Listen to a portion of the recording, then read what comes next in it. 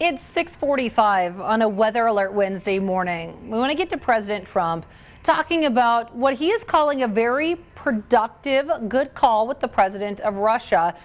But there are an awful lot of questions following that phone call. So we go live to Scripps News' Joe St. George. How is the world reacting to this conversation right now, Joe?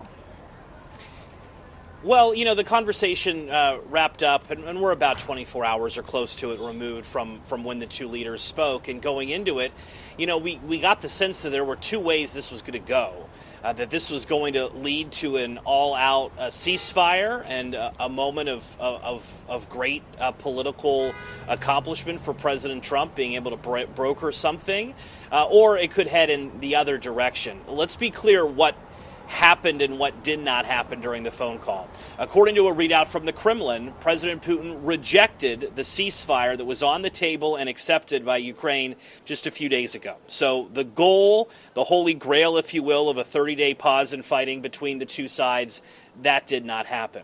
What was agreed to was a more limited pause in fighting, so that Russia vowing to not hit critical infrastructure, not hitting energy plants. That's what was agreed to, at least in the words of the White House on the call.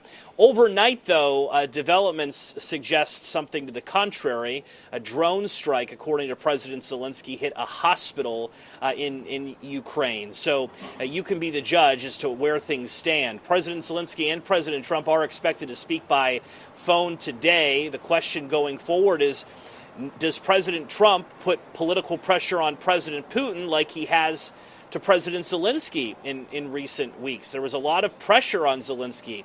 The U.S. stopped giving aid and stopped sharing intelligence for a time to get Zelensky on board. Will new pressures be exerted on President Putin in the form of sanctions or anything else? Again, that's something the world is waiting for. For the moment, it seems as though the Trump administration is being patient, waiting for Putin on this particular issue. Meanwhile, the fighting continues in this war that has lasted for more than 3 years.